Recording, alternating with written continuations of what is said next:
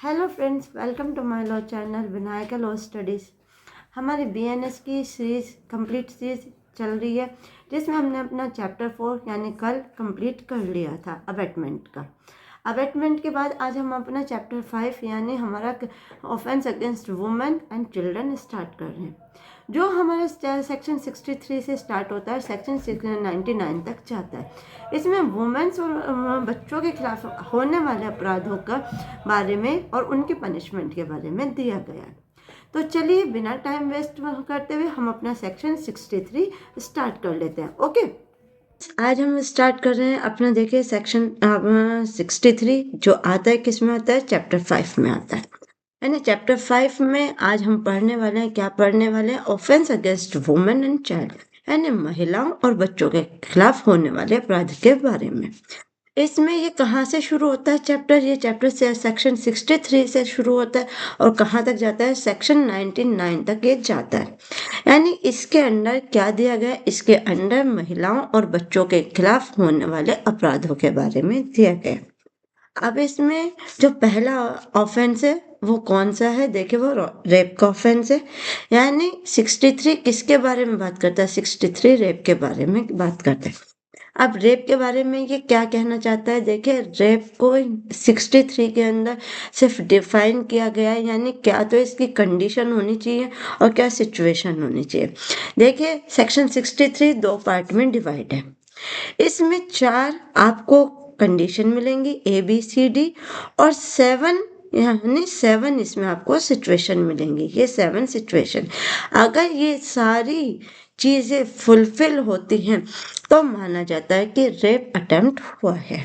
यानी एक रेप को प्रूव करने के लिए क्या 4 कंडीशन और 7 सिचुएशन की नीड होती है। अब इसमें शायद कुछ ऐसे वर्ड होंगे जो आपने, जो बिल्कुल नए स्टूडेंट है यानी जो पहली बार BNS पढ़ रहे हैं, उनको यहाँ थोड़ा अजीब लगे, बट हम लोग लॉ स्टूडेंट्स हैं, हमें पढ़ना सब कुछ है, क्योंकि चाहे हम अपना करियर एडवोकेसी में बना रहे हैं चाहे जुडिशरी में, तो हमें हर चीज़ को पढ़ना हमारे लिए ज़रूरी है। अब देखिए इन्होंने, अब चलिए हम इस सेक्शन यानी सेक्शन 63 को स्टार्ट करते हैं। सॉरी, सेक्शन 63 में जो हमारा क्लॉज ए है, क्लॉज ए क्या कहता है हमसे, penetrates his penis to any extent into the vagina, mouth, urethra और एनस ऑफ अ वुमन और makes her to do with some और एनी अदर पर्सन। यानी ये जिसमें जितनी भी बातें दी गई हैं, अगर ये सारी बातें फुलफिल होती हैं तो क्या कहा जाएगा, रेप कमिट हुआ है। यानी अगर कोई व्यक्ति यानी ए मैन, देखिए अपराध होता है किसके द्वारा, ए मैन के द्वारा। इसमें जो इसकी स्केच है उसमें सीधा दिया गया, a man is said to commit rape. यानी ये अपराध किसके द्वारा किया जाएगा, ये अपराध सिर्फ और सिर्फ एक मैन के द्वारा किया जाएगा। यहाँ एनी पर्सन नहीं है, यानी कोई भी रेप का ऑफेंस कमिट नहीं कर सकता। रेप का ऑफेंस कौन कमिट कर सकता है, ए मैन, जो इसमें स्पेसिफाइड आपको वर्ड दिया गया, यानी एक मैन के द्वारा ही रेप कमिट होता है। इन्होंने पहले में क्या कहा, यानी ए में क्या बोला, penetrate his penis to extend into the vagina, mouth, urethra और एनस और woman to makes her to do with him and other person. यानी अगर किसी भी व्यक्ति के द्वारा ऐसा कुछ किया जाता है कि उसने एक स्त्री के साथ इस तरह का कोई भी अपना ऑर्गन क्या क्या हो, एक स्त्री को हर्ट किया हो एक तरीके से, तो क्या माना जाएगा, रेप कमिट माना जाएगा। बी में क्या कहते हैं, insert to any extend any object, देखिए इसमें इंपॉर्टेंट वर्ड एनी ऑब्जेक्ट है, और अ पार्ट ऑफ बॉडी, यानी या तो कोई ऑब्जेक्ट या कोई part of body, not being the penis, जो किससे अलग होगा, पेनिस ने, यानी जो पेनिस नहीं होगा उससे अलग, या तो कोई एनी ऑब्जेक्ट हो या part of body into vagina. यानी अगर कोई ऐसा काम करता है कि या तो कोई ऑब्जेक्ट या कोई पार्ट ऑफ बॉडी, ठीक है, the urethra of anus of a woman make her to do with him any other person, यानी किसी भी अदर पर्सन के द्वारा अगर कोई ऐसा हरकत की जाती है, यानी वो कोई ऑब्जेक्ट या कोई और अदर पार्ट ऑफ बॉडी अपना इंसर्ट करता है, वो भी काय में आएगा, रेप की कंडीशन में आएगा। ये इसकी सेकंड सिचुएशन है। थर्ड में आ जाइए, थर्ड में क्या कहता है, यानी सी में क्या कहता है, manipulates any part of the body of a woman so as a cause penetration into the vagina, urethra, anus of any part of body of such woman to make her to do some with him or any other person, यानी अगर इनमें से कोई भी ऐसा कार्य किया जाए जिससे किसी वुमेन की बॉडी को में आप कोई पार्ट अपना इंसर्ट करते हैं तो वो क्या कहलाएगा, वो भी आपका, यानी आपने कुछ भी ऐसा किया है कि जो उस लेडी की को क्या क्या हर्ट क्या कैसे इंटरनली रूप से, तो क्या कहलाएगा, वो भी रेप की कंडीशन में आएगा। ये इसकी थर्ड सिचुएशन थी, यानी अब इसकी थर्ड कंडीशन है किसके, रेप के अप्लाई उनकी। अब फोर्थ में क्या कहता है, applies his mouth to the vagina anus urethra of women make her to do, यानी चारों कंडीशन में यही है कि अगर कोई मैन अपने बॉडी का कोई भी पार्ट एक लेडी की बॉडी में क्या करता है, इंसर्ट करता है, किस तरीके से, चाहे वो माउथ के थ्रू या उसके प्राइवेट पार्ट में, तो वो क्या कहलाएगा, वो रेप कहलाएगा। यानी ये 4 कंडीशन थी जिसके बाद जिससे ये पता लगता है कि हाँ इस महिला के साथ रेप का ऑफेंस हुआ है। उस रेप के ऑफेंस को कंप्लीट होने के लिए इनमें से या तो चारों की या चारों में से किसी भी एक कंडीशन अगर मैच करते तो क्या कहला जाएगा कि रेप का अटेम्प्ट हुआ है। ये क्या थी, ये हमारी 4 कंडीशन थी जिससे क्या पता लगता है कि हाँ रेप का ऑफेंस हुआ है। अब इसमें आगे क्या कर गया, under the circumstances filing under of any 7 description, यानी अब क्या है 7 सिचुएशन है। अभी तो 4 क्या थे तरीके थे, अब 7 सिचुएशन होंगे। अब इसका क्या मतलब हुआ, देखिए अगर किसी भी परिस्थिति में ये 7 सिचुएशन पूरी हुई हैं, अब वो 7 सिचुएशन कौन सी है हम इससे पढ़ेंगे। यानी अगर 4 कंडीशन फुलफिल है और 7 सिचुएशन फुलफिल है या इनमें से कोई भी फुलफिल है तो आप क्या माना जाएगा कि रेप अटेम्प्ट हुआ है। अब इसमें पहली सिचुएशन क्या है, देखिए अगेंस्ट हर विल, यानी उसकी विल के खिलाफ, यानी अगर उसकी इच्छा के खिलाफ जाके कोई व्यक्ति यानी कोई भी पुरुष किसी महिला की इच्छा के खिलाफ जाके उसके साथ इन सिचुएशन में जो हमने ऊपर कंडीशन के लिए कोई भी एक कंडीशन अप्लाई करता है तो क्या कहलाएगा, रेप अटेम्प्ट कहलाएगा। सेकंड आ जाती है विदाउट हर कंसेंट, यानी उसकी सहमति के बिना। अगर पहले क्या है अगेंस्ट हर विल, यानी उसकी इच्छा के विरुद्ध जबरदस्ती। विदाउट हर कंसेंट, यानी उसने कोई कंसेंट नहीं दी, उसने कोई भी कंसेंट नहीं दी है, कोई सहमति नहीं दी है, उसके बाद भी उसके साथ ऐसा कुछ अटेम्प्ट किया जाता है तो रेप की कंडीशन में होगा। थर्ड में आ जाइए, थर्ड में क्या कहता है, विद हर कंसेंट। देखिए यहाँ पे कंसेंट है पर किस कंडीशन में, ये पढ़ना भी जरूर है। इन्होंने कहा है विद हर कंसेंट, देखिए सेकंड था विदाउट हर कंसेंट, यानी उसकी सहमति के बिना, बट अगर कंसेंट भी है पर किन कंडीशन में, when her consent has been obtain by putting her to any person is whom is she is interested in fear or death or hurt, यानी उसको डरा गया है, धमकाया गया है, या तो किससे, या तो डेथ के डर से या फिर उसको हर्ट से, यानी या तो उसको मार दिया जाएगा, यानी जबरदस्ती से। अगर आपने उसकी कंसेंट ली है, आपने एक वुमन को इतना डरा दिया कि अगर वो आपको बात नहीं मानेगी तो आप क्या करेंगे, या तो उसकी जान ले लेंगे या उसका वो कोई भी हर्ट कर देंगे। कोई पुरुष अगर किसी स्त्री को इस तरह का कोई फियर देता है यानी डेथ का या हर्ट का और उसकी कंसेंट लेता है और बाद में वो इस चीज को बोले कि जी इसकी तो कंसेंट थी, तो वो क्या है, वो कंसेंट नहीं मानी जाएगी। फिर से सुन लीजिए, अगर फियर ऑफ डेथ या हर्ट के किसी फियर के कारण कोई पर्सन यानी कोई पुरुष किसी स्त्री की क्या लेता है, कंसेंट लेता है, और ये अपने पास ये पॉइंट रखता है कि कंसेंट थी बट वो कंसेंट नहीं मानी जाएगी क्योंकि वो किसके कारण दी गई है, वो मृत्यु के भय के कारण या हर्ट के कारण उससे जबरदस्ती कंसेंट ली गई है। ये तीसरी सिचुएशन थी। फोर्थ पे आ जाइए, फोर्थ क्या कहता है, फोर्थ कहता है विद हर कंसेंट। पहली चीज इंपॉर्टेंट होती है, अगर आप अपने नोट्स बना रहे हैं तो जिन जिन वर्ड्स को सिर्फ मैंने हाईलाइट किया आप उन्हीं वर्ड को लिखकर अगर अपने नोट्स बनाते हैं तो आपके नोट्स बहुत इजी हो जाएंगे। वो पढ़ने में आपको आसानी होगी। यानी आप इजीली अपने नोट से ही अपनी प्रिपरेशन कर सकते हैं, क्योंकि नोट देखिए, अगर हम पूरा बेरेक्ट पढ़ने बैठते हैं तो हम पूरा बेरेक्ट से अपना लर्न नहीं कर पाते। बट अगर हम इम्पोर्टेंट नोट्स बनाते हैं तो इम्पोर्टेंट नोट से क्या होता है कि हमें पता होता है कि किस चीज़ में क्या चीज़ दी हुई है। इम्पोर्टेंट वर्ड्स अगर आप इसी तरह से अपनी बुक में भी हाईलाइट करेंगे, उससे भी आपको क्या है, सिर्फ इतना पढ़ना है, आपको पता है कि इसका इम्पोर्टेंट कीवर्ड क्या है और हमें अपनी प्रिपरेशन कैसे करनी है। फोर्थ पे आ जाइए। फोर्थ में क्या कहता है, विद हर कंसेंट, यानी उसकी कंसेंट के साथ। कब?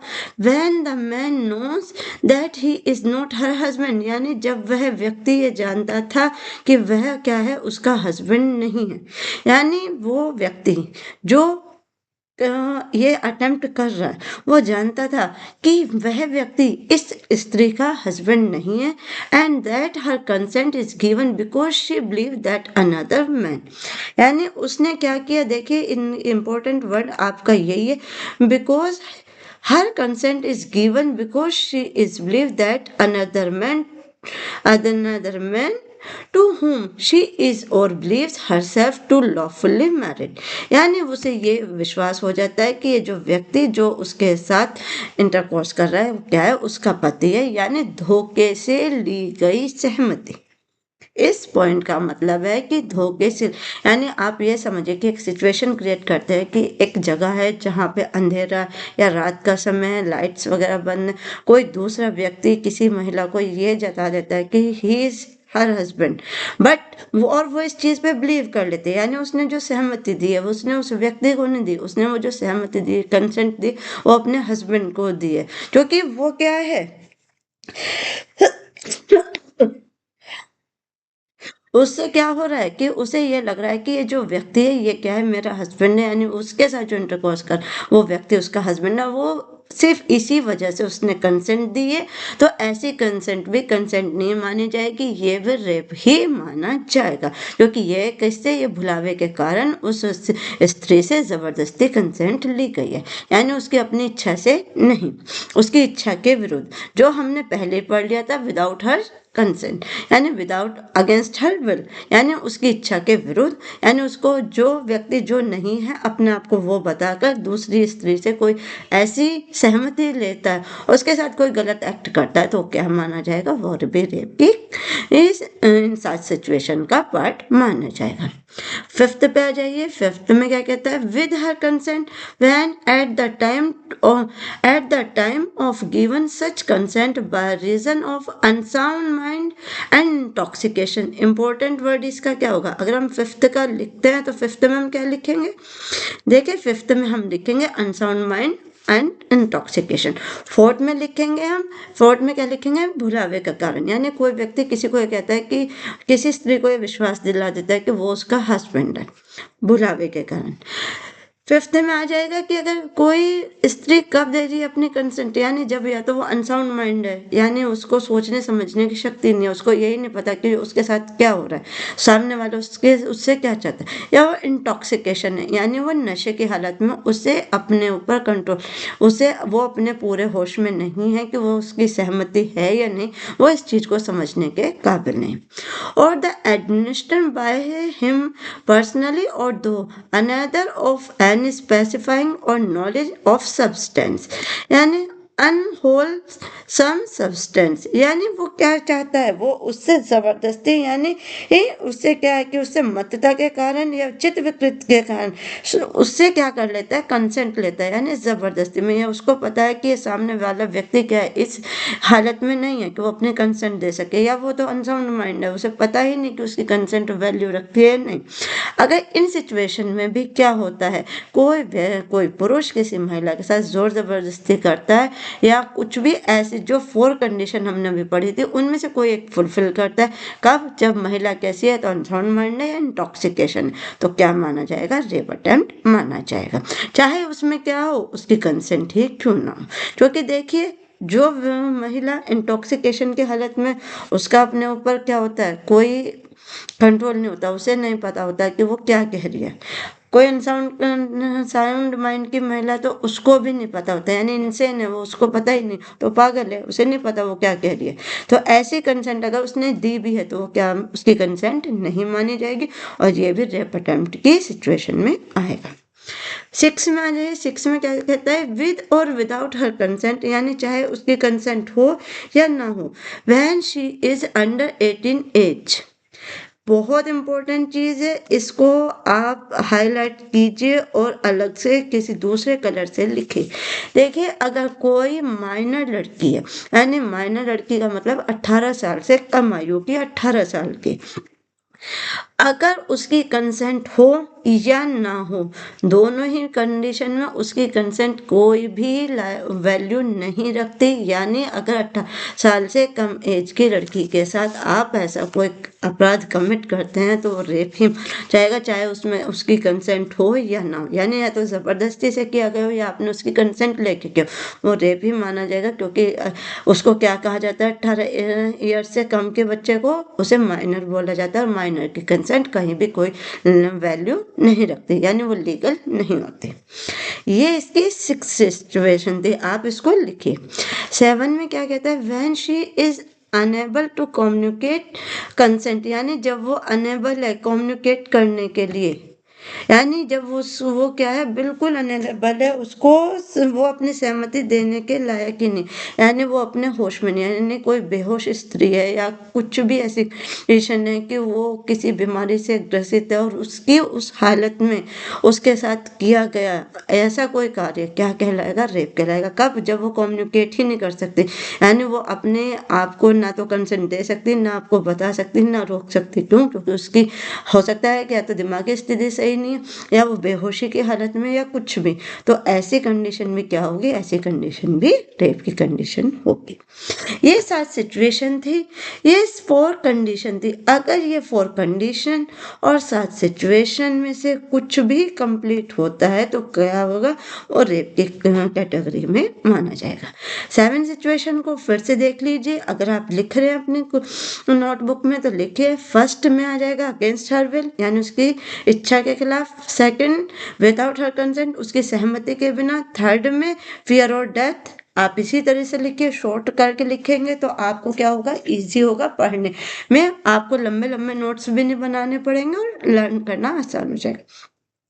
4th में, जब कोई व्यक्ति उसको यकीन दिला देता है कि he is her husband but वो है नहीं, यानी धोखे से विश्वास दिलाना कि ही इज हर हस्बैंड और उसकी कंसेंट ले लेता है, ये 4th सिचुएशन है। 5th में अनसाउंड माइंड इंटॉक्सिकेशन, यानी या तो अनसाउंड माइंड की इंटॉक्सिकेशन, तो ऐसी उसने अपनी सहमति दी या नहीं दी, वो कोई भी वैल्यू नहीं रखती।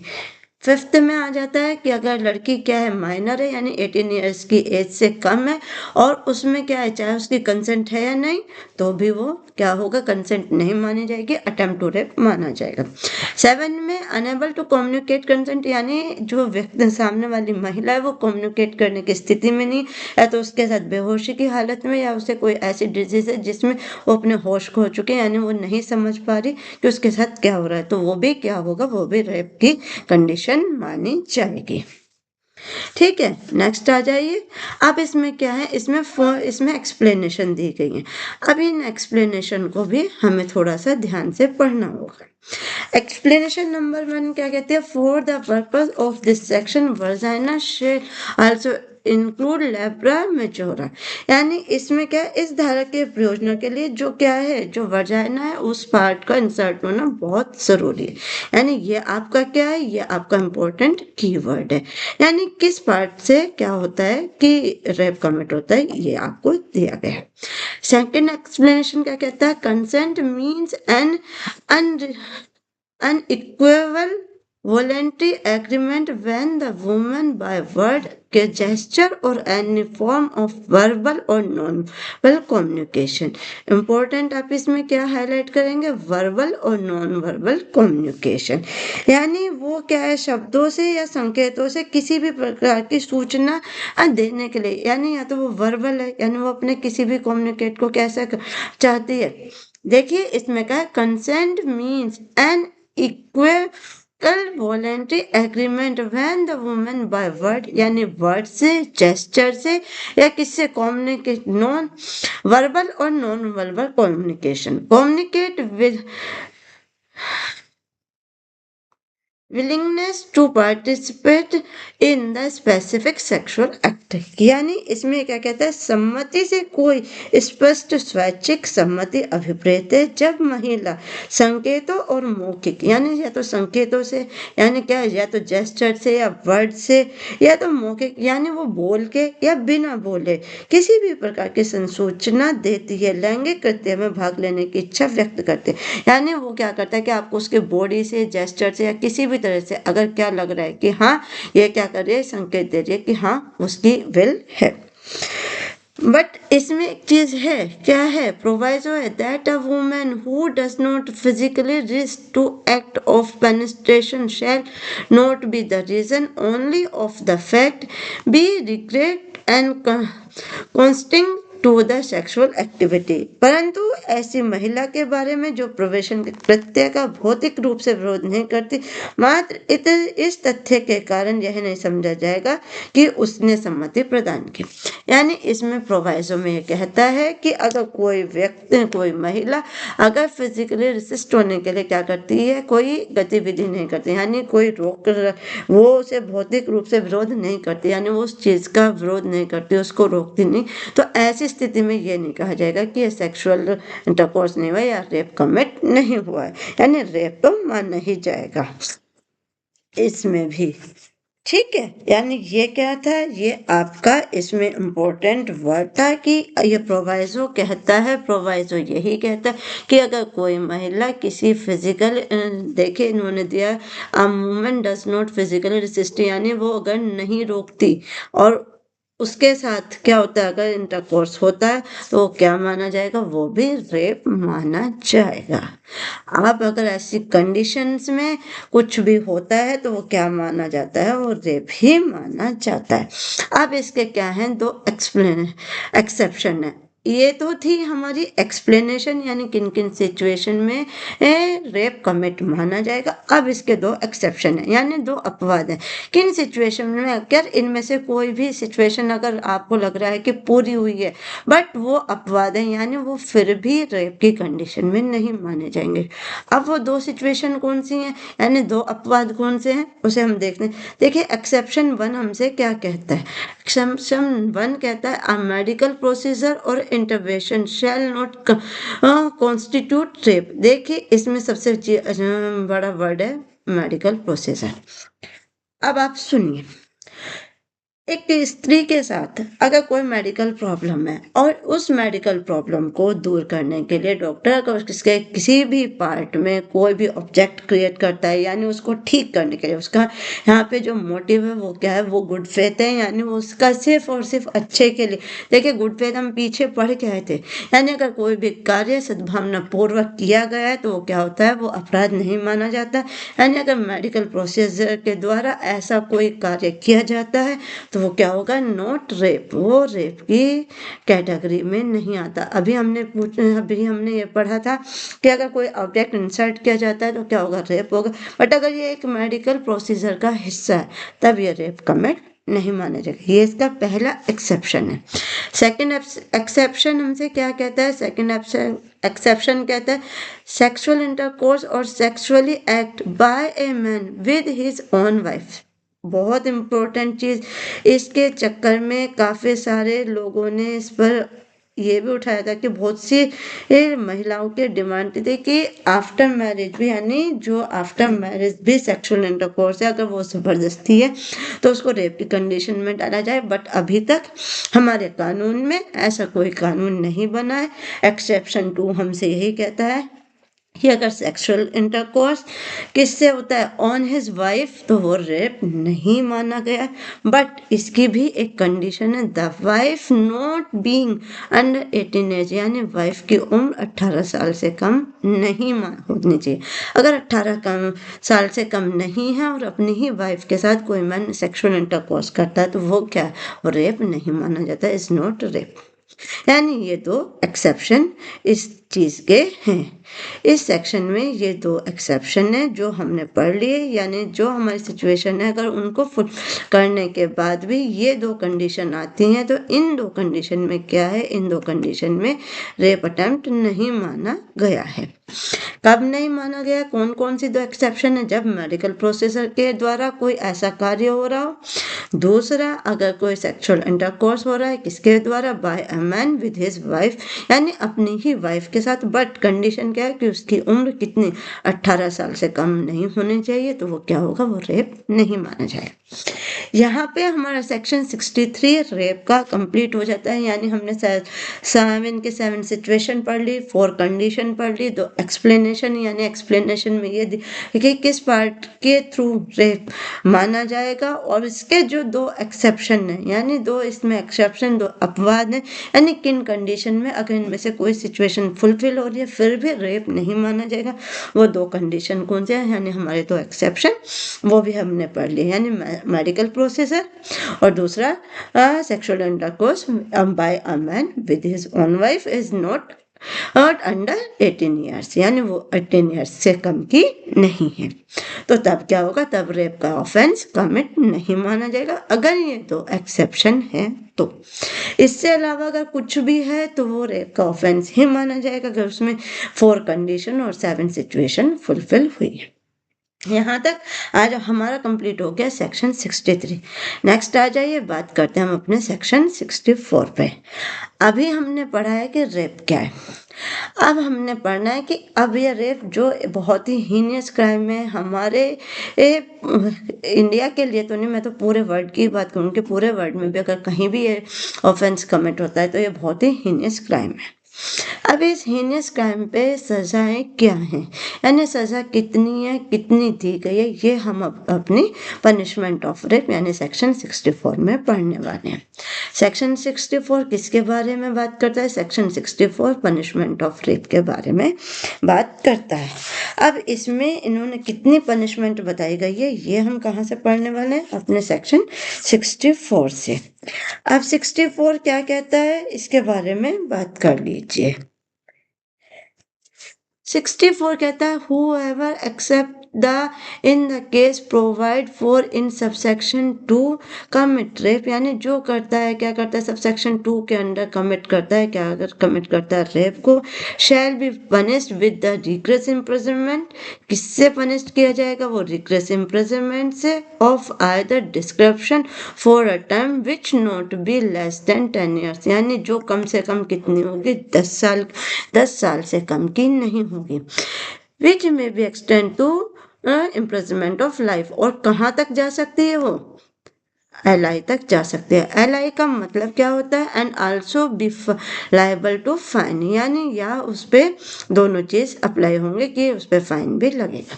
यानी कोई व्यक्ति अगर सबसेक्शन 2 के अंडर, यानी सबसेक्शन 2 में हमने जो 7 सिचुएशन पढ़ी उसके अंडर रेप कमिट करता है तो उसे रिग्रेस इम्प्रिजनमेंट होगी।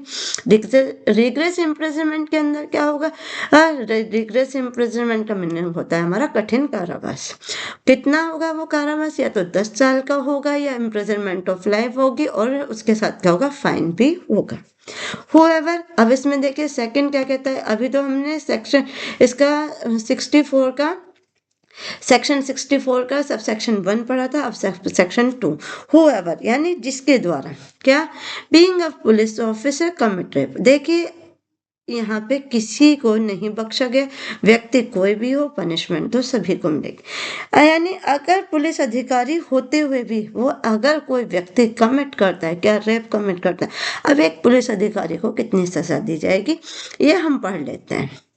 इसमें कितनी दी है पढ़िए, with in the limits of the police station of which such police officer is appointed, यानी अगर पुलिस ऑफिसर कौन है, उस थाने का उस सीमाओं के भीतर जहां जिसमें ऐसा पुलिस अधिकारी नियुक्त है और क्या करता है, रेप कमिट करता है।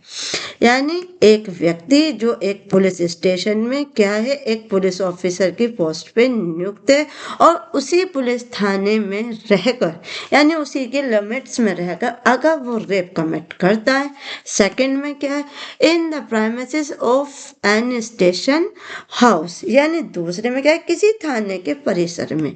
अभी तो बात पुलिस स्टेशन की हो रही थी, फिर क्या है स्टेशन हाउस, यानी थाने का परिसर। कोई पुलिस स्टेशन एक रूम ही नहीं, यानी वो थाने का जितना भी परिसर है, क्या उस परिसर के अंदर रेप करता है। देखिए ये दी हुई है कंडीशन, अभी यहाँ पनिशमेंट की बात नहीं हो रही, अभी कंडीशन बात हो रही कि एक पुलिस अधिकारी पे किन किन कंडीशन में किस किस जगह रेप का ऑफेंस अगर किया गया है तो उस जगह पे उसे कितनी सजा होगी, ये अभी हम पढ़ेंगे। थर्ड में आ जाता है on a women in such police officer custody, यानी अगर कोई वुमेन किस चीज में, पुलिस ऑफिसर की कस्टडी में, और in the custody of a police officer subordinate to such police officer, और वो क्या है, वो पुलिस ऑफिसर अपनी कस्टडी में रहने वाली किसी महिला के साथ क्या करता है, कमिट करता है रेप का। तो ये चाहे, यानी ये जो हमने अभी यहाँ पढ़ा था, being a police officer commit rape, यानी पुलिस ऑफिसर के द्वारा किया गया रेप किन तीन सिचुएशन में, तीनों सिचुएशन ये रही, अगर पुलिस स्टेशन के अंदर या स्टेशन हाउस में, यानी पूरे थाने परिसर में, या कोई भी महिला जो पुलिस ऑफिसर के कस्टडी में, उसके साथ रेप किया गया। अब आगे पढ़िए, बी में क्या कहता है, being a public servant commit rape on a women in such public servant custody और in the custody of a public servant subordinate such to such public servant, यानी बीइंग अ पब्लिक सर्वेंट, यानी किसी भी लोक अधिकारी के द्वारा commit किया जाता है rape on a women such police servant, यानी सच पब्लिक सर्वेंट, यानी किसी भी पब्लिक सर्वेंट के द्वारा लोक सेवक होते हुए भी लोक अभिरक्षा में अगर किसी भी पब्लिक सर्वेंट के द्वारा क्या किया जाता है किसी भी महिला के साथ जो क्या है उसी की खुद की कस्टडी में, तो वो भी क्या माना जाएगा, रेप माना जाएगा। किसके द्वारा, अगर कोई लोक अधिकारी भी इस तरह से कोई रेप करता है, यानी किसी ऐसी महिला के साथ जो खुद उसकी कस्टडी में, यानी खुद उसी से मदद करना है, मांगना है, और वो उसके साथ कमिट कर दे, तो वो भी इन्हीं सिचुएशन में आता है। सी में क्या कहते हैं, being a member of the arm force. अब देखिए किसी को नहीं छोड़ा गया है, अगर कोई भी लोक अधिकारी है, कोई भी पुलिस वाला है, कोई भी आर्म फोर्स वाला है, क्या करता है, वो developed in an area by the central government और स्टेट गवर्नमेंट कमिटेड, यानी चाहे वो सेंट्रल गवर्नमेंट से के अंडर है या क्या है, आर्म फोर्स का व्यक्ति है, चाहे वो सेंट्रल गवर्नमेंट से है या स्टेट गवर्नमेंट से, कमिट करता है रेप इन सच एरिया, यानी अपने एरिया के अंदर रहते हुए भी, चाहे वो केंद्र सरकार द्वारा हो या राज्य सरकार द्वारा हो, अभिनियोजित सशस्त्र बलों का सदस्य होते हुए भी क्या करता है, रेप कमिट करता है, यानी वो भी अपराधी माना जाएगा। इस सेक्शन का 64 का अब तक का मोटिव ये है कि चाहे व्यक्ति कोई भी हो, पुलिस ऑफिसर हो, पब्लिक सर्वेंट हो, गवर्नमेंट सर्वेंट से हो या सेंट्रल गवर्नमेंट से हो, आर्म फोर्स वाला भी व्यक्ति क्यों ना हो, अगर वो भी कोई ऐसी हरकत करता है तो वो भी क्या मानी जाएगी, वो भी रेप ही माना जाएगा। यानी उनको छोड़ा नहीं जाएगा कि अरे ये तो पुलिस ऑफिसर है, अरे ये पब्लिक सर्वेंट है, नहीं, कानून सबके लिए एक ही जैसा है। नेक्स्ट आ जाइए, डी में क्या पढ़ते हैं, being on management of the staff of jail, यानी किसी भी जेल के स्टाफ के द्वारा गया कार्य, remand home to another place to custody established by under an law of the timing in force of a women और चिल्ड्रन इंट्यूशन, यानी क्या कहना चाहता है कि अगर कोई भी ऐसा व्यक्ति commit rape of any inmate of such jail remands home place और इंस्टीट्यूशन, यानी किसी भी जगह पे, चाहे वो होम हो, प्लेस हो या इंस्टीट्यूशन हो, अगर ऐसी भी किसी जगह पे कोई जेल का मेंबर हो या कोई ऐसी जगह का मेंबर हो, चाहे वो घर में हो, इंस्टीट्यूशन में हो या प्लेस पे, तो वो भी क्या माना जाएगा, वो भी रेप का अटेम्प्ट ही माना जाएगा। यानी अगर किसी के साथ, यानी किसी भी जो अभिरक्षा में रखा गया है, यानी कोई भी व्यक्ति जो किस में रखा गया, कस्टडी में रखा गया, कैसी कस्टडी भी देखिए इन्होंने कहा है, कस्टडी एस्टेब्लिश्ड और अंडर एनी लॉ, यानी किसी भी तरह से अगर किसी महिला को सेफ्टी के लिए रखा गया है, रखा कहीं भी जाए, चाहे वो स्टाफ ऑफ जेल हो, यानी चाहे वो जेल में रखा या फिर जेल हो, ये यहाँ से इम्पोर्टेंट ये 4 वर्ड्स आप अगर लिखते हैं तो ये लिखिए। जेल हो, रिकमेंड होम हो या प्लेस हो या इंस्टीट्यूशन हो, यानी या तो इंस्टीट्यूशन के अंदर, जेल के अंदर, कोई भी प्लेस के अंदर अगर किसी महिला को कस्टडी में रखा गया और जिसकी वो निगरानी में अगर वो व्यक्ति भी उसके साथ अटेम्प्ट करता है तो वो भी रेप का ही क्या होगा, गुनहगार माना जाएगा। ई क्या कहता है, being of the management of the staff of A hospital. अब क्या आ जाता है यहाँ पे, स्टाफ ऑफ हॉस्पिटल। अभी तक तो हमने क्या पढ़ा था, अभी हमने इसको पढ़ा था, एक मिनट, वन सेकेंड, इंस्टीट्यूशन, एक मिनट। अभी तक तो हमने कौन कौन सी जगह पे देखे कमिट किया हुआ ऑफेंस में रेप माना जाता है। इस जो से देखिए हमने पढ़ा था अभी बलात्संग, इसके रेप के लिए दंड, जो हमारा सेक्शन 64 कहता है। बट ये 64 सिर्फ दंड ही नहीं देता, उससे पहले कुछ और भी कहता है। दंड के बारे में तो हम इसमें अभी बात करेंगे, पर रेप कमिट कौन कौन कर सकता है, यानी कोई ऐसा व्यक्ति जो सिर्फ पुलिस है। अगर आप ये सोचते हैं कि कोई लोक सेवक है या कोई पुलिस ऑफिसर है या कोई ऐसा व्यक्ति जो क्या है कि खुद जिसकी कस्टडी में कोई व्यक्ति है, चाहे वो गवर्नमेंट से हो, स्टेट से हो या सेंट्रल से, इन व्यक्तियों पे ये चार्ज नहीं लगा। देखिए व्यक्ति कोई भी हो, अगर उसने ये ऑफेंस कमिट किया है और खास तौर से ऐसी जगह जहां पर खुद महिला उसी की कस्टडी में थी, अभी तक तो हम ये कंडीशन पढ़ रहे हैं कि ये कंडीशन कौन कौन सी है, कौन कौन से व्यक्तियों पे के द्वारा किया गया और किन सिचुएशन में किया गया। आगे हम इसकी सजा को पढ़ने वाले। अब इन्होंने क्या कहा था, अभी तक तो जेल बताई थी, रिकमेंड ऑफ होम, प्लेस और इंस्टीट्यूशन था। ई में कहता है स्टाफ ऑफ हॉस्पिटल, यानी अगर कोई महिला किसी अपनी बीमारी के इलाज के लिए हॉस्पिटल में गई है और वहीं का स्टाफ उसके साथ क्या कमिट करता है, रेप ऑफेंस कमिट करता है।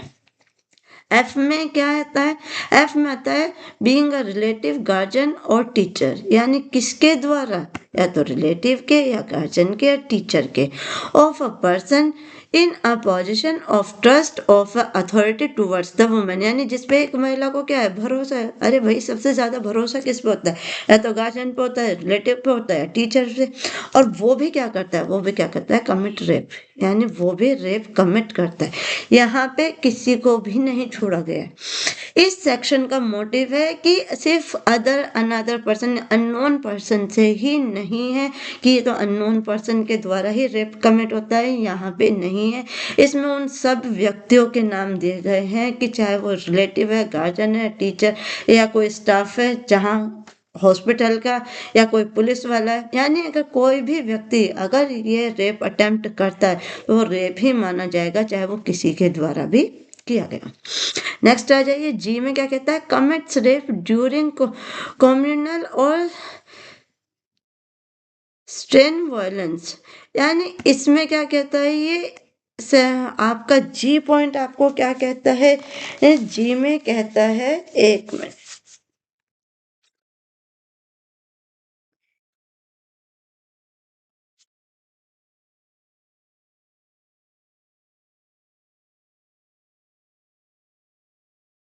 इसमें कहता है कमिट रेप ड्यूरिंग कम्युनल और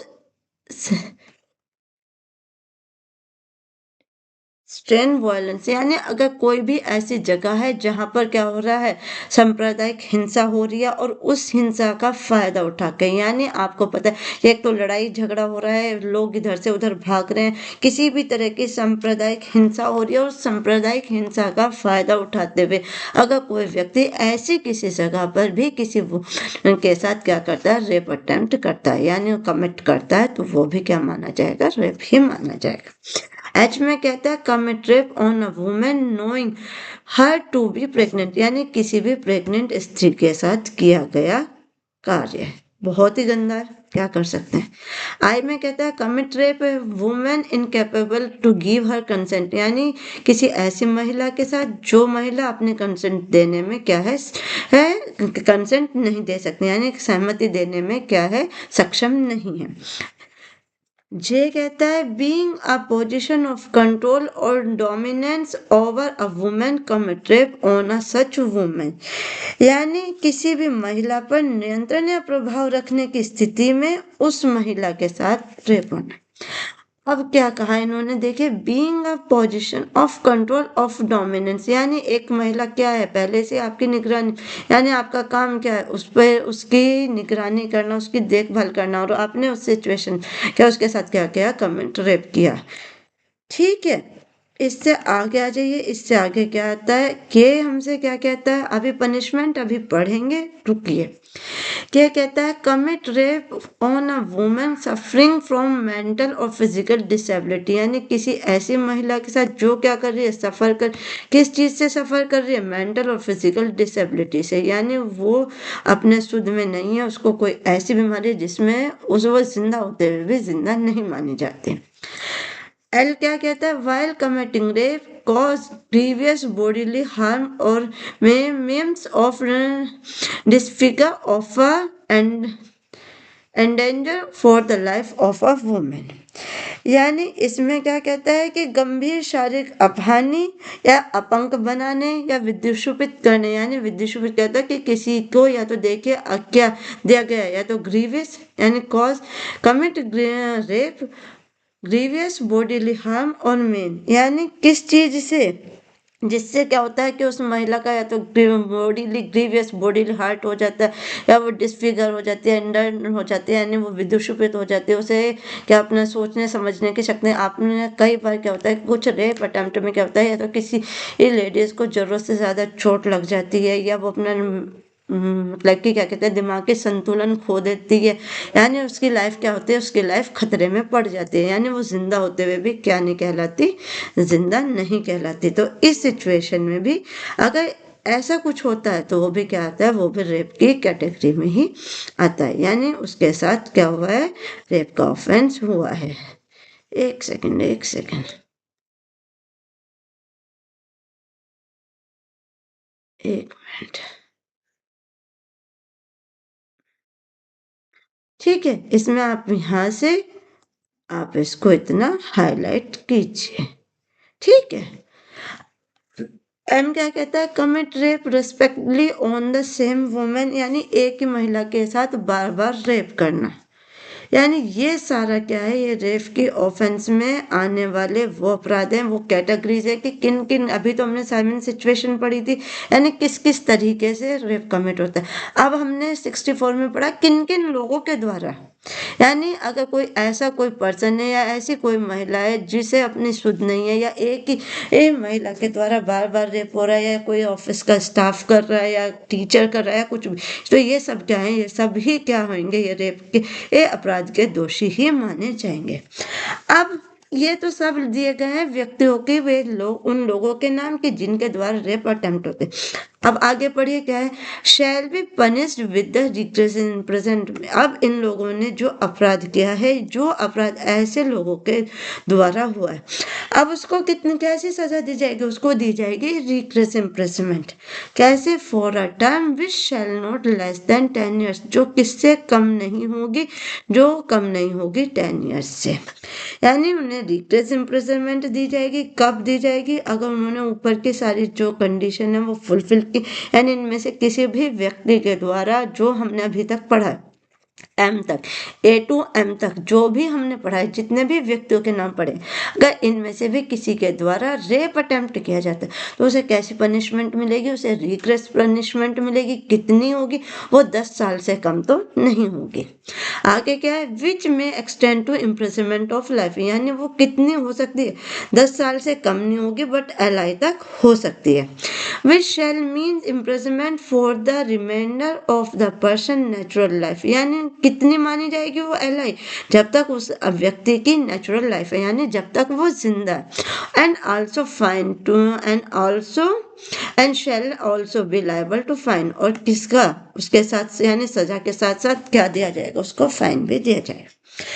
अब सेक्शन 64 हम आराम से पढ़ेंगे। देखिए अभी हमने सेक्शन 64 में अपनी क्या पढ़ी है, ए टू एम कितना पढ़ा है, काफी सारे व्यक्तियों के नाम पढ़े हैं। हमारा सेक्शन का मोटिव क्या है, हमारे सेक्शन का मोटिव है रेप की पनिशमेंट, यानी सेक्शन 64 बोलता है मैं पनिशमेंट ऑफ रेप। अब पनिशमेंट ऑफ रेप का मतलब सिर्फ यही नहीं है कि जो हम 63 में पढ़ के आए सिर्फ उसी व्यक्ति यानी अननोन को ही रेप की पनिशमेंट नहीं मिलेगी। इसमें ए टू एम जितने भी व्यक्तियों के बारे में जिक्र किया गया है और जिन जिन कंडीशन में महिला के साथ, यानी अगर किसी के महिला के साथ बार बार रेप कमिट हो रहा है, या वो अपना क्या है वो फिजिकल डिसेबिलिटी में है, या फिर वो अपने कंसेंट नहीं दे पाती, या वो कोई प्रेग्नेंट महिला, अगर ऐसे किसी भी महिला के साथ और ऐसे किसी भी व्यक्ति के द्वारा, चाहे वो ऑफिस का स्टाफ हो, चाहे पब्लिक सर्वेंट हो, चाहे पब्लिक ऑफिसर हो, चाहे वो स्कूल टीचर हो, चाहे इंस्टीट्यूट जगह में, चाहे इंस्टीट्यूट हो आपका, या होम हो, या कोई पब्लिक कैसा पब्लिक जैसे कोई थाना या कोई भी सांप्रदायिक हिंसा जहाँ पे हो रही, ऐसी किसी भी जगह और ऐसे किसी भी व्यक्ति के द्वारा अगर रेप कमिट किया जाता है, जो हमने ए टू एम तक पढ़ा है, तो उसकी पनिशमेंट कितनी होगी? उसकी पनिशमेंट रिग्रेस इम्प्रिजनमेंट होगी, जो कितनी होगी? जो 10 साल से कम नहीं होगी। और कहाँ तक जा सकती है? एलआई। एलआई का मीन्स क्या होगा यहाँ? एलआई का मीन्स होगा कि जब तक वो व्यक्ति जिंदा है तब तक उसे अपना पूरा जीवन जेल में ही काटना पड़ेगा, और उसको क्या दिया जाएगा? उसको फाइन भी दिया जाएगा। अब इसकी क्या है एक्सप्लेनेशन है, आज हम 64 तक ही कंप्लीट करेंगे, 65 और 66 यानी आगे के सेक्शन हम कल करेंगे। अब देखिए इन्होंने दिया एक्सप्लेनेशन यानी for the purpose sub section. अब क्या है? अब देखिए ए में क्या, इसके ए में क्या दिया है? आर्म फोर्स, यानी आर्म फोर्स। इसको आप हाईलाइट कीजिए। Means by naval and any air force and include any member of the arm force. यानी कैसा होगा आर्म फोर्स का व्यक्ति? चाहे वो एयर फोर्स हो। एक मिनट, ये पूरा हाईलाइट कैसे हो गया? 1 सेकेंड। यानी कैसा जो आर्म फोर्स वाला व्यक्ति में कौन कौन आएगा? मीन्स नेवल, ठीक है, army and air force, include any member of the arm force. यानी ऐसा कोई व्यक्ति, चाहे जल सेना को, चाहे थल सेना को, चाहे वायु सेना को, वो व्यक्ति किस में आएगा? वो आर्म फोर्स में आएगा। Consist under the law of the being in force, यानी किस में आएगा वो ये सभी व्यक्ति किस में आएंगे? आर्म फोर्स में आएंगे। Include the parliamentary force of any executive force of the under control of the central and state government. चाहे उनको कौन कंट्रोल कर रहा है, चाहे सेंट्रल गवर्नमेंट कर रही है या आपकी स्टेट गवर्नमेंट के अंडर है, ठीक है। यानी ऐसा कोई भी व्यक्ति जो सशस्त्र बलों से हो, वायुसेना से हो, नौसेना से हो, इसके अंतर्गत सभी में सदस्य आएंगे, चाहे वो किसके हो, चाहे वो राज्य सरकार के नियंत्रित हो या आपकी केंद्रीय सरकार के नियंत्रण में हो। क्या कहलाएंगे? वो आर्म फोर्स के व्यक्ति पे कहलाएंगे। अभी हमने पढ़ा था ना ऊपर के आर्म फोर्स के व्यक्तियों के द्वारा। अब आर्म फोर्स से मतलब क्या होगा वो समझाया गया है आपको एक्सप्लेनेशन में ए में, कि आर्म फोर्स में कौन कौन व्यक्ति आएंगे। आर्म फोर्स में आपकी नेवी भी आएगी, आपकी आर्मी भी आएगी और आपकी एयरफोर्स भी आएगी। चाहे उसे कौन गवर्न कर रहा है, चाहे सेंट्रल गवर्नमेंट या स्टेट गवर्नमेंट, ठीक है। ये व्यक्ति आएंगे आर्म फोर्स के। अगर इनमें से किसी ने भी क्या किया, रेप अटेम्प्ट किया, यानी किसी ऐसे बंदी के द्वारा जो आर्म फोर्स का व्यक्ति है रेप अटेम्प्ट किया है, तो उसे पनिश कितना किया जाएगा? जो भी हमने पढ़ी है रिग्रेस पनिशमेंट, जो 10 साल से कम नहीं होगी, बट एलआई तक हो सकती है। एलआई का मतलब होता है जब तक वो व्यक्ति जिंदा है, या फाइन भी। अब हॉस्पिटल के अंदर क्या आएगा? वह हॉस्पिटल के अंदर पढ़िए। आप अपने नोट्स बना रहे हैं तो नोट्स में लिखते रहिए। Means the president of the hospital and include the president of the institution of the reception or treatment or person during a convalescence,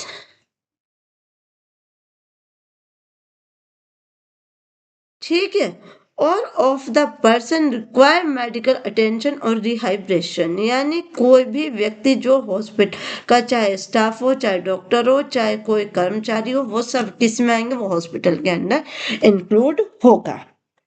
यानी अस्पताल से इसके अंदर किसी ऐसी संस्था जो स्वास्थ्य लाभ कर रहे व्यक्ति, चिकित्सा या देखरेख, यानी मैंने आपसे बताया कि कोई भी व्यक्ति, चाहे वो स्टाफ है, चाहे डॉक्टर है, या कोई व्यक्ति जो देखरेख कर रहा है, किसके अंदर आएगा? हॉस्पिटल के अंदर आएगा। पुलिस ऑफिसर में कौन कौन आएगा? पुलिस ऑफिसर में shall have the same meaning is the assign in the express under police under the police act, यानी पुलिस एक्ट के अंदर। पुलिस एक्ट 1861 जो हमारा एक्ट है, किसके बारे में? पुलिस ऑफिसर की जो डेफिनेशन वहां पे दी गई, कहाँ दी गई है? पुलिस एक्ट के अंदर। वो सब व्यक्ति कहाँ आएंगे? वो सब व्यक्ति पुलिस ऑफिसर के अंदर आएंगे। फिर से सुन लीजिए, जो पुलिस ऑफिसर्स हैं इनके लिए एक एक्ट बना है, पुलिस एक्ट 1861। उसमें पुलिस ऑफिसर की क्या डेफिनेशन दी गई है कि कौन कौन व्यक्ति पुलिस ऑफिसर होगा। यानी पुलिस एक्ट के अंदर उसकी डेफिनेशन के अंदर जिन जिन व्यक्तियों को नाम दिया गया है वो सब व्यक्ति किस में आएंगे? वो सब व्यक्ति पुलिस ऑफिसर में आएंगे। यानी पुलिस ऑफिसर के अंदर थाने के परिसर में रहने वाले जो पुलिस की पुलिस एक्ट के अंदर जिनको इंक्लूड किया गया है, यानी जिनको डिफाइन किया गया है पुलिस ऑफिसर की डेफिनेशन में, वो सब क्या आएंगे? पुलिस ऑफिसर के अंदर आएंगे। अब आपको आर्म फोर्स का पता लग गया कि आर्म फोर्स में कौन आएगा? हॉस्पिटल, जो ऊपर दिया गया था कि हॉस्पिटल का कोई मेंबर सा, मतलब चाहे वो डॉक्टर हो, चाहे आपका वार्ड बॉय हो, चाहे कोई भी ऐसा कर्मचारी जो वहाँ पे ड्यूटी पर तैनात है, वो सब का इसमें हॉस्पिटल में आते हैं। पुलिस ऑफिसर में, यानी जो पुलिस ऑफिसर की डेफिनेशन में जिन व्यक्तियों के बताया गया वो सब पुलिस ऑफिसर के अंदर आते हैं। अब डी आपसे क्या कहता है? डी जो इसका लास्ट है उसके लिए पढ़ लीजिए। Womens and childs institution means an institution where called an orphanage और अ होम और नेग्लेक्टेड वुमेन और चाइल्ड एंड विडोज होम। देखिए बहुत अच्छी चीज है, वुमेन एंड चिल्ड्रन इंस्टीट्यूशन। अभी हमने एक वर्ड ये चीज पढ़ के हम ऊपर ही आए कि वुमेन्स इंस्टीट्यूशन। अब वुमेन इंस्टीट्यूशन क्या क्या होता है, कौन कौन इसमें इंक्लूड होगा? ऑर्फनेज क्या होता है? अनाथालय। आगे होम और नेग्लेक्ट वुमेन और चिल्ड्रन एंड विडो होम, यानी ऐसे जगह जहाँ पे किसको? बच्चों को, विधवाओं को और किस रखा जाता है। An institution called by any other name which is established and maintain by the reception और care of women and children, यानी ऐसी कोई भी जगह जहाँ वुमेन को और बच्चों को रख के उनके, आपने सुना होगा ना, अनाथालय होते हैं, बाल गृह होते हैं, वो इसकी जेल भी होती है, या वो क्या वुमेन्स के लिए जो हाउस बने होते हैं, यानी जहाँ पे जो क्या होते हैं, जो स्त्रियां कैसी होती हैं कि जिनके पास कोई घर वर नहीं होता रहने के लिए, उनको वहाँ पे रखा जाता है। वो सब क्या आता है? वो सब क्या आएगा? यानी विधवा आश्रम, एक तरीके से आप उसे विधवा आश्रम कह सकते हैं, विडोज होम। उन जगह को भी क्या जाए? वो सब किसके अंदर आएंगे? वो सब वुमेन्स एंड चिल्ड्रंस इंस्टीट्यूशन के अंदर ही आता है। यही चीज अभी हम यहाँ से पढ़ के आए थे कि जो हमारा ये देखिए चिल्ड्रन इंस्टीट्यूशन यानी जेल था, हमारा रिमांड ऑफिस था, प्लेस था और इंस्टीट्यूशन था। किस चीज का? Womens and children institution. Womens and children institution जो आपको यहाँ पे वर्ड दिया गया है, इसका मीनिंग क्या होगा? यानी ऐसी कोई भी जगह जहाँ वुमेन के लिए बनी गई है या बच्चों के लिए बनी गई है, चाहे वो बाल सुधार हो, अनाथ आश्रम हो या विधवा गृह हो, या कोई भी ऐसी जगह जहाँ पे वुमेन और बच्चों की टेक केयर के लिए उनको रखा जाता है। अगर ऐसी किसी भी जगह रहकर किसी महिला के साथ वहाँ के किसी कर्मचारी द्वारा या किसी ऑफिसर के द्वारा अपराध किया जाता है, कैसा? रेप का, वो किस में आएगा? रेप की कैटेगरी में आएगा। उसकी सजा कितनी होगी? देखिए उसकी सजा हमने अभी पढ़ ली है कि उसकी सजा कितनी हो गई, कहाँ गई सजा? ये रही, shall be punished rigorous imprisonment, यानी उसे कठिन कारावास दिया जाएगा। कितना? जो 10 साल से कम नहीं होगा। और कितना हो सकता है? ज्यादा से ज्यादा एलआई तक हो सकता है। एलआई भी कितना? जब तक वो इंसान जिंदा, यानी उसकी नेचुरल लाइफ है वो, जब तक वो जिंदा है, जब तक वो जेल में रहेगा। और उसे आल्सो लायबल टू फाइन, यानी उसे फाइन से भी क्या पनिश किया जाएगा। 64 और 63 यहाँ पर हमारे दोनों सेक्शन कंप्लीट हो जाते हैं। सेक्शन 63 जिसमें हमने रेप के बारे में पढ़ा कि रेप किन किन कंडीशन में और किन सिचुएशन में, यानी 4 कंडीशन फुलफिल होनी चाहिए और 7 सिचुएशन। उसके बाद हमने पढ़ा है 64 में हमसे कहता है पनिशमेंट। जब इसकी स्टार्टिंग हुई थी उसी में हमने इसकी पनिशमेंट पढ़ी थी कि इसकी पनिशमेंट कितनी होगी, यानी रिग्रेस इम्प्रिजनमेंट होगी, एलआई होगी और जो 10 साल से कम नहीं होगी। उसके बाद हमने उन जगहों के बारे में, उन व्यक्तियों के बारे में पढ़ा कि कौन कौन लोग रेप कमिट कर सकते हैं। यानी अगर कोई पुलिस ऑफिसर है, कोई पब्लिक ऑफिसर है, या कोई ऐसा व्यक्ति है जो आपका खुद क्या है, खुद आपकी सुरक्षा करने के लिए रखा गया गया है, आप उसी की कस्टडी में अगर उसके भी द्वारा रेप कमिट किया जाता है तो वो भी क्या माना जाएगा, रेप माना जाएगा। चाहे उसमें महिला किसी भी कंडीशन में, चाहे वो प्रेग्नेंट महिला हो, इंसेन हो, इनकेपेबल हो, या किसी इंजरी से गुजर रही हो, या किसी के साथ बार बार रिपीटेड ऑफेंस हो रहा है, तो ये सब क्या है, ये रेप के कंडीशन में माना जाएगा। फिर हमने ये पढ़ा है इसमें जो इसकी एक्सप्लेनेशन है कि आर्म फोर्स जो हमें ऊपर दी थी, आर्म फोर्स में कौन कौन व्यक्ति आएंगे। देखिए आर्म फोर्स में आपकी नेवी, आर्मी, एयरफोर्स तीनों होंगे।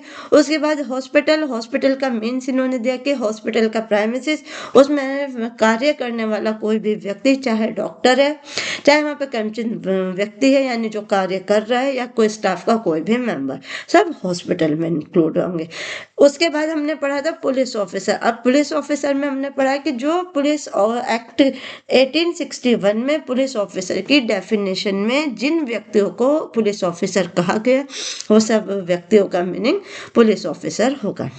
फिर आ जाते हैं डी में हमने पढ़ा वुमेन्स एंड चिल्ड्रन इंस्टीट्यूशन, यानी वुमेन्स चिल्ड्रन इंस्टीट्यूशन किस जगह को कहा जाएगा। ऐसी कोई भी जगह, चाहे वो अनाथालय हो, चाहे बाल गृह हो, चाहे विधवा, जो विधवा आश्रम होता है, या ऐसी भी कोई जगह जहाँ वुमेन और बच्चों को सुरक्षा के लिए रखा जाता है, वहाँ के किसी भी व्यक्ति के द्वारा किया गया अपराध भी रेप की कंडीशन में आएगा, और उसका मीन्स वही होगा जो वुमेन्स एंड चिल्ड्रन इंस्टीट्यूशन का होगा। ठीक है, यहाँ तक अब हमने इसको रिपीट भी कर लिया और दोबारा भी अच्छे से पढ़ लिया। आई होप अब तक आपको सेक्शन 63 और 64 अच्छे से क्लियर हो गए होंगे। आज की हमारी क्लास में हमने स्टार्ट किया है चैप्टर 5। चैप्टर 5 किससे डील करता है हमने पहले ही बात कर ली थी कि chapter 5 offence against women and children से रिलेटेड है। देखिए ये सेक्शन थोड़ा टफ है, यानी इनको पढ़ना और इनकी जो क्या दी हुई है पनिशमेंट, उसको पढ़ने के लिए हमें थोड़ा समय चाहिए, इसलिए हम एक साथ काफ़ी सारे सेक्शन नहीं लेंगे, हम अपने थोड़े थोड़े सेक्शन लेंगे ताकि आप लोग अच्छे से पढ़ सके और आपको समझ आ सके। अगर आप अपने नोट्स बना रहे हैं तो उनको भी अच्छे से बना सकें। ठीक है, यहाँ तक आज के लिए हमारी क्लास कंप्लीट होती है। अगर आपको क्लासें अच्छी लग रही हैं, आपको लग रहा है कि पढ़ाया हुआ आपके लिए बेनिफिट है, यानी उससे आपका फ़ायदा हो रहा है, आपको पढ़ने में मज़ा आ रहा है, तो आप क्लास को लाइक कीजिए, अपने दोस्तों के साथ शेयर कीजिए, यानी जिन लोगों को क्लास की नीड है, जो पढ़ना चाहते हैं, उनके साथ शेयर कीजिए और चैनल को सब्सक्राइब कीजिए ताकि आने वाली वीडियो आप तक पहुँचती रहे। आज के लिए बस इतना ही। Thank you so much.